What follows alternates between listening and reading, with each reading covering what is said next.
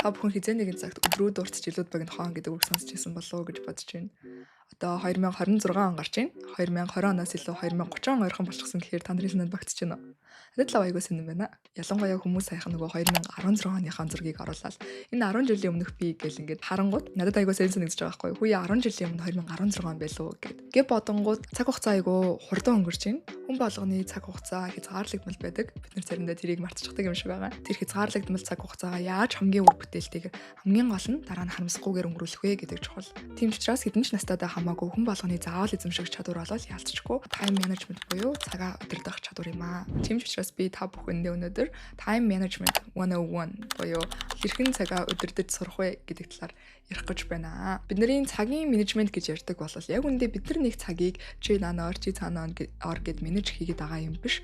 Бид нар юуг менеж хийх вэ гэхээр өөрсдийгөө менеж хийх, өөрсдийнхөө сэтгэл хөдлөлийг менеж хийх асуудал байдаг гэдгийг бид нар хамгийн ихэнд ойлгох хэрэгтэй. За, time management гэдэг нэршлэн тэгэхээр өөрөө ерөнхийдөө жоохон буруу ойлгож байгаа бас тийм цагийг нэг хяналтаад байгаа ш. Бид нар цагийг өөрийг нь удирдах чадахгүй гэхдээ амьдралынхаа үйл явдлуудыг удирдах чадна. Тийм учраас амьдралынхаа үйл явдлуудыг удирдахад суралцах гэх юм уу? Хүн болгоно илүү их цагтаа байгаасай гэж хүсдэг. Гэтэл бид нарт өдөрт 24 цаг 1440 минут 86400 секунд л байдаг. Тэгэхээр зарим хүмүүс ягаад ч 48 цагтай юм шиг энийг ашиглах, зарим хүмүүс нь юу ч хийгээгүй байтлын цаг хугацаа өнгөрчдөг тийм үү. Тэгэхээр цагаа ашиглахын тулд бид дараах 4 чадварыг эзэмших ёстой. За, өөрийгөө шинжлэх, төлөвлөх, үнэлэх, өөрийгөө хянах гэдэг энэ 4 чадваруудыг эзэмшиж байдаг. Тэгэхээр бидний хамгийн түрүүнд ойлгох ёстой зүйл бол цаг хугацаа бол үнэтэй зүйл. Хязгаарлагдмал зүйл гэдгээ байн өөртөө сануулах хэрэгтэй. Цагаа ашиглаж сурна гэдэг маань өөрийгөө шинжлэх, төлөвлөх, үнэлэх, өөрийгөө хянах гэдэг эдгээр чадвараадаас хамаардаг. Тийм ч учраас цагаа сайн менеж хийдэг хүмүүс илүү үр бүтээмжтэй байдаг, илүү их энергитэй байдаг, стресс багтай байдаг, чөлөөт цаг илүү ихтэй байдаг, илүү их зүйлийг амжуулдаг, бусадтай эерэг харилцдаг, хамгийн гол нь өөртөө итгэлтэй байдаг. Бидний хамгийн ихний хийх ёстой зүйл бол цагаа хаана яаж үргэлжлэж байгааг мэдэх. Тэгэхээр цагаа төлөвлөж эхлэж байгаа хамгийн ихний талант юу юугүй шууд цаас болгож ирэл би тэрийг одоо ингэж шингэж өөрийнхөө цагийн хуваарийг дүүргэх биш. Би одоогийн байдлаар ер нь яг юу хийгээд байгаа юм бэ гэдгээ шинжилнэ гэсэн үг. Тэгэхээр 15 минут тутам та бүхэн маань өөрсдөө ер нь юу хийгээд байна гэдгээ шалгаарай. Би ажиллаа хийж гэнэ үү? Би кофе ууж гэнэ үү? Би уцаа оролцож гэнэ үү? Би ном уншиж гэнэ үү? Гэх мэтчлэн өөрийгөө яг юу хийгээд байгаагаа шинжилж дүгнэлт гаргана. Тэгэд өөрөөсөө тэр тухайн үед асуух нь би хийх ёстой зүйлээ амжсан уу? Аль ажил хамгийн их цаг авч байна? Өдрийн аль үед хамгийн бүтэмжтэй байна? Цагийнхаа ихэнхийг хаана зарцуулж байна гэсэн эдгээр асуултыг асууснаар бид нар бодит байдалтайгаа нүүртүүлнэ.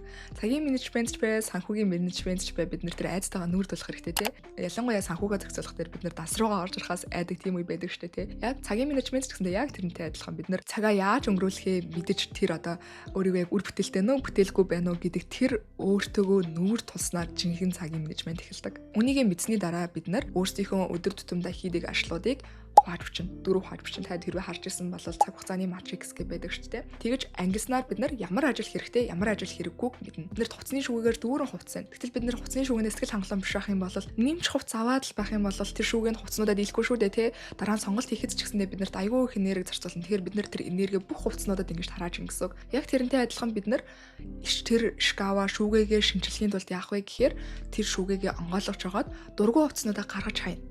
Дараа нь өөрийнхөө хайртай хувцснуудаа нэмсэд бидний мөрөөдлийн хувцсны шүүгээ бүрдэн тийм үү. Яг тэрнтэй адилхан цагийн хуваараа бид нар бий болохдоо ч гэсэндээ заавал бүх одоо ажлуудыг ингэж олон ажил амжуулснараа бид нар өөрсдийгөө үр бүтээлтэй байгаагаар биш хамгийн чухал ажлуудаа хамгийн хэрэгтэй хамгийн чухал гэж бодсон ажлуудаа амжснаар тухайн өдрийг үр бүтээлтэй өнгөрүүлж гинэ гэж тооцож болно. Жишээлбэл миний хуваар бүр ингэж өөрчлөгсөн бай гэж бодъё. Би өглөө босоод жимдээ яваад гэрээ цэвэрлээд хувцас өмсөөд тэгээд хичээлдээ яваад буцаж орой ирээд ажиллаа хийгээд гих мэдчлэн гэдэг юмнуудад өөрчлөгсөн байна гэж бодъё. Гэтэл тэрэн дээр би дахиад хилээ сурдаг ч юм уу дахиад километр газар гүйдэг ч юм уу ийм таскуудыг ингэж нэмээд авах юм бол тэр 24хэн цагт багтахгүй шүү дээ тий. Тийм ч учраас яг одоогийн миний нөхцөл байдалд яг юу чухал юм бэ? Одоогийн миний нөхцөл байдалд би 2 цаг уцаа үзэх энэ надад амралтын цаг хэрэгтэй байгаа мó? Эсвэл би жоохон өөрийгөө шахаад 2 цаг хилээ сурах надад хэрэгтэй байгаа мó? Гэх мэтчлэнгээр бид нэр тухайн үед би энэ жилд юу нь юу зэрлээ? Би энэ жилийн хэдэн сар гэхэд хилээ сурна гэдээ өөртөө амлчихлаа. Буюу тухайн үед надад юу хэрэгцээтэй байна гэдэг тэр ажлаа хийн гэсэн. Нөгөө талаар би айгүй ядарсан үе байж болно шүү дээ. Айгүй ажилласаа болоо стресс авсан, айгүй том ажлын ард гарчихсан тийм учраас надад шагнал хэрэгтэй, надад тайван байх хугацаа хэрэгтэй. Надад цайгаа угаад 2 цаг ном унших цаг хэрэгтэй байна гэх юм бол би заавал тэр өөрийгөө шахаад тэр ном уншаад байна гэдэг маань надад чухал ажил байхаа болоод өөрийгөө амрааж, өөртөө цаг гаргана гэдэг маань чухал ажил болж хувирч ийн гэсэн үг. Тэгэхээр тухайн цаг үед ер нь ямар ажил чухал байгаа, ямар ажил чухал биш байгаа гэдгийг бид нар ялгаж гаргана. Ягаад тийм бол бид нар талхитын дата байгаа шүү дээ. Бид нар өглөө босоод тэрийг хийж ирсэн, дараа нь энийг хийж ирсэн гэсэн тэр их датагаа харж агаад энэ нь тэр гэж ангилна гэсэн үг. За тэгээд энэ цаг хугацааны матрикс маань болохоор нийт 4 ангилалтай гэж түрүүнд дурдсанчлан хамгийн ихний одоо босоо шугамд бид нар яаралтай биш гэдэг юм ажлууд байгаа. Хэвтээ шугамд болохоор чухал биш гэж байгаа. Тэнгуут бид нар ингээд харна. Яаралтай чухал ажлуудаа дундалтан бичнэ, яаралтай биш чухал ажлуудаа бичнэ. Тэгэхээр хадгалт нь яаралтай чухал биш ажил гэж байгаа. Яаралтай биш чухал биш гэж ажил байгаа. Гэх мэтчлэн энэ 4 категорид бид нар ажиллаа хуваагаад өгчнө гэсэн үг. За тэгээд яаралтай чухал ажил байх юм бол бид нар шууд гин. Ялангуяа 2 минутын арга гэж байдаг. 2 минутын дотор хийж болох юм а тэр доор нь хийх. Жишээлбэл баримт бүртгүүлэх гэдэг чинь 2 минутын дотор хийж болох ажил шүү дээ. Германдад тэгж хадгалж ирсэнээс баримтныхаа зургийг аваад хийх юм бол миний тархины энергийг эзэлэхгүй гэсэн үг. Харин нөгөө талаараа имэйл бичих вэ те. Имэйл бичнэ гэдэг маань болохоор бид нар офисын ажил хийдэг хүмүүс маань бол бүр ингээд цаг минут тунавал маш их имэйл авч яадаг. Гэтэл бид нар тэр олгоныг ингэж очиж цаг минут болгон ингэж имэйл рүүгөө орж гарч логин хийгээд логоут хийгээд ингэж орох юм бол ямар их цаг удах вэ те. Түүний оронд бүгднгийн нийлүүлж агаад хийх юм бол бид нар илүү цагаа хэмнэх боломжтой. Тийм учраас энэ маань буцаагаад яаралтай чухал ажил биш, яаралтай биш гэтээ чухал ажил руу орж байгаа гэсэн үг. Гэх мэтчлэнгээр бид нар ажлуудаа ингэж хувааж өгнө. Тэгээд яаралтай чухал ажлыг бол шууд хийн, яаралтай биш чухал ажлыг төлөвлөж хийн. Тэгэхээр бидний нөгөө нэг хуваар дээр орчихно гэсэн үг ахна шүү дээ. Харин яаралтай чухал биш ажлыг бид нар өөр хүнд даатгах ямар боломж байна? Тэрийгэ харж агаад өөр хүнд даатгаж болно. Чухал биш, яаралтай биш ажил авах юм бол шууд устгана. Жишээлбэл сошиал медиа утас гүйлгэж харах 1 цаг. Энийг бол шууд хуваар дээрээс устгах нь шүү дээ. Шүдний эмчтэр цаг авах. Энийг бол төлөвлөгөөндөө оруулах нь. Ажлын дедлайн тулчихсан байх юм бол тэрийг шууд тэр дорн хийн. Гэх мэтчлэн өдрийн нөгөө нэг ажлын гаргачихсан байгаа датагаа бид нар эхлээд цэгцлэн гэсэн үг. Тэгээд ямар ч тач ажлуудаа ингэж ялгачлаа. Ялгасныхаа дараа бид нар яах вэ гэхээр төлөвлөж эхэлнэ. Төлөвлөгтөө та бүхэн маань дэвтэр дээр төлөвлөж болно, эсвэл аппликейшн дээр төлөвлөж болно, өөрийнхөө утсан дээрээ төлөвлөж болно, өөрийнхөө хүссэн хаач төлөвлөж болно. Тэгээд миний бас энэ дээр нэмж хэлмээр санагддаг юм нь зарим хүмүүс бол айгүй гой зурж бодох дуртай байдаг. Тэг хоббитэй, тэг авьяастай хүмүүс байдаг. Гэхдээ зарим хүмүүс бол нэг тэгж зурж бодох дургуул шигсэндээ бусад хүний тэр астарикийг хараад те бусад хүмүүс айгүй гоё тийм төлөвлөгөө ингээ босгоод гоё дэвтэр дээр ингээ зурж хийгээд байгаа болохоор заавал тэгж хийх юм систем шиг бодоод айгүй их цагийг тэмцэн ингээ өөртөг. Хэрвээ таны арга барил чинь тийм биш байх юм бол заавал тэгж хийх гээд ах хэрэггүй. Жишээлбэл энэ одоо тэмдэглэлийн дэвтэр байлаа гэж бодох юм бол тэмдэглэлийн дэвтэрийнхаа босоо шугамн дээр цагуудаа бичнэ. Жишээлбэл өглөө хэдэн цагт бас тийм те 6 7 8 9 10 гэдэг 20 онцох хүртэл цагуудаа доошоо цуглаа биччихнэ. Тэгэд ийшээгээ болоод ирэхээрээ өдрүүдээ биччихнэ. Жишээлбэл сарын өдрүүдээ биччихнэ. Одоо 2 сарын 1 2 3 4 5 гэх мэтчлэнгээр. Тэгээд яах вэ гэхээр тэр огтлолцож байгаа одоо хэсэг дээр нь өөрийнхөө хуваараа бичиж өгнө гэсэн үг. Жишээлбэл 2 сарын 1-ний 6-аас 8 цагийн хооронд би энийг хийн, 2 сарын 1-ний 7-оос 9 цагийн хооронд би энийг хийн гэх мэтчлэнгээр бүгднийг сайхан доошоо ингээд будаад тэгээ хэдүүлээ ингэж 7 хоногор нь ч юм уу 1 сараар нь ч юм уу болж юм бол 1 сараар нь том зураг гаргаад тэгээ дараа нь 7 хоногор нь тэгж төлөвлөх юм бол надад хамгийн амархан хамгийн энгийн цаг төлөвлөх арга шиг санагддаг. Тэгээ та бүхэн маань ч гэсэндээ тэрийг туршаад үзээрэй. Эсвэл зүгээр л нэг энгийн календартай дэвтэр байдаг шүү дээ. Тийм ийм календартай дэвтэр аваад тэрэн дээрээ тэмдэглэж явж болно. Миний бодлоор ирэхээр би Notion дээр бүх юм хийдгийг бол таад мань мэдчих байгаа байх. Хэрвээ сонирх юм бол миний Notion төврийн бүр бүтэн бичлэг байгаа. Та хэдийн мэдэж байгаачлан би бол бүр A-type гэж ярьдаг шүү дээ. Бүх юм айгүй төлөвлөж хийдэг хүн. Гэтэ бол би өөрийгөө тийм нарийн ширийн юмд анхаардаг тийм төрлийн гэж юусоо боддгоо. Ер нь нэмийг алах том зургаар нь харж тэгдэг. Гисэн хэдий ч гэсэндээ төлөвлөхийг бол маш чухал гэж боддог болохоор хизээж хоошлуулж харгалдаггүй. Аль болох бүх юмаа төлөвлөөд явахыг хичээдэг. Төлөвлөсөн юм бүтдэг гэдгийг мэддэг. Тийм ч учраас төлөвлөх гэдгийг чухалчилж боддгоо. Ямар их төлөвлөх гэлч вэ? Хамгийн гол миний хэлгээд байгаа санаа төлөвлөгөө маань заавал тийм гоё зэгцтэй, гоё харагдах албагүй. Гол нь өөртөө ажиллаж байл functional гэж ярьдаг ч тийм. Зөвхөн үүргээ гүйцэтгэж байх юм бол болох нь. Дараагийн цаг төлөвлөхөд нөлөөлдөг зүйл нь бидний орчин, дижитал орчин болон бодит орчин. Бодит орчны хувьд бол бидний ширээ замрааг байх юм бол бидний энергийг тараад ерөөсө төвлөрч чадахгүй ч тийм. Тийм учраас ширээгээ ер нь эргэн тойрныхоо орчин айлалгах зэгцтэй байлгана. Утасны хувьд бол жишээлбэл ялангуяа iPhone-ы нөгөө folder-скүүд айлалгах зэгцтэй байлгана. Нүүрэн дээрээ зөвхөн хэрэгтэй аппликейшнуудыг гаргаж тавина. их мэдчлэнгээр юмнуудаа зэгцэлж тавьснаар бидний тархинд цаашлын ажлаа бодох орон зай үүсдэг. Тийм учраас орчин тойрноо зэгцэлхээс битгий цааргалаарай. За дараагийн арга маань л ирэхээр даатгах. За даатгах гэдэг дээр хүмүүс өөр байр суурьтай байж магадгүй. Миний бодлоор ирэхээр би даатгах гэхээр миний хувьд чухал биш. Гэхдээ заавал хийгдэх ёстой ажлуудыг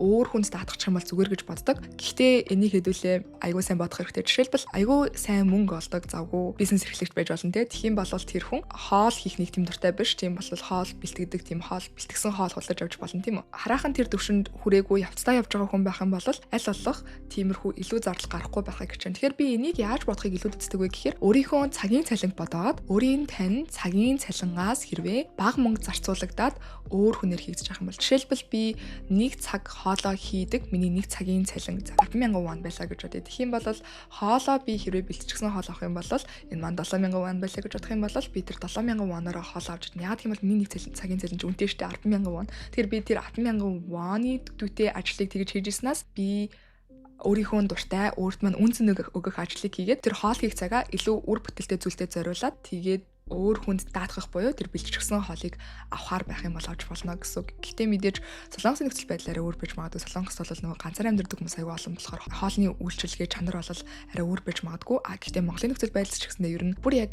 байнга гаднаас хоол идэх байх биш те. Байнга гаднаас хоол идэх юм бол мэдээж биенд хэцүү. Гэхдээ ер нь бэлдэж болох юм байвал жишээлбэл одоо хэрцэн гурил байдаг ч юм уу те. Үнэхээр гараар зурсан гурилан дуртай биш лах юм бол хэрцэн гурил ингээд байх юм бол тэрийг илүү аваад тавьчихдаг ч юм уу. Яахын энэ чинь байнга гурил зурж ахаар энэ чинь бэлэн байгаа гурил. Бидний цагийг хэмжиж штэ тий.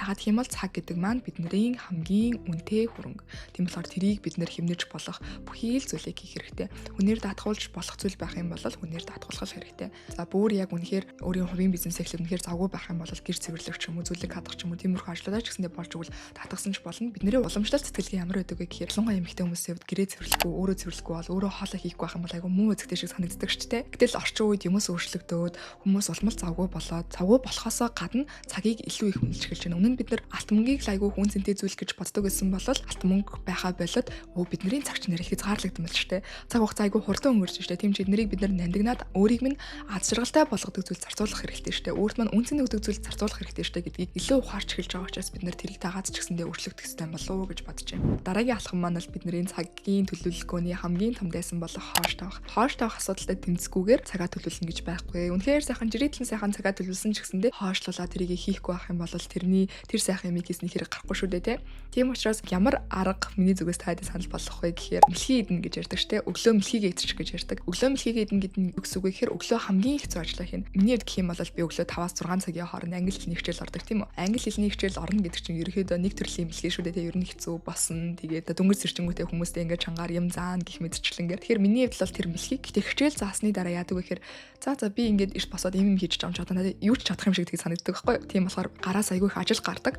Тийм учраас та бүхэн өглөө босоод хамгийн хэцүү ажлаа хийгээд тэрнээс хойш ингэж жижиг ажлуудаа хийх юм бол илүү амар байна. Хоёрт гэх юм бол бид нэр том ажлаа жижиг хуваагаад хийж болно. Заавал тийм хүн зүйл рүү өөрийгөө татаж оруулахгүйгээр ямар том ажил вэ гэд сүрдээд хийхгүй байгаад байж болно шүү дээ. Тийм болохоор тэрийг ингэж жижиг хуваагаад жишээлбэл диплом ч ажиллаж байх юм бол дипломаа би өдөрт тэдэн хуудас бичнэ гэхгүйгээр өдөрт би ядарч нэг 2 өгүүлбэр биччихье да. Гэх мэтчлэн ингэж жижиг хуваагаад өдөрт би яг 3 удаа ингэж 2 өгүүлбэр бичээ. Өглөө 2 өгүүлбэр, өдөр 2 өгүүлбэр, орой 2 өгүүлбэр бичээ.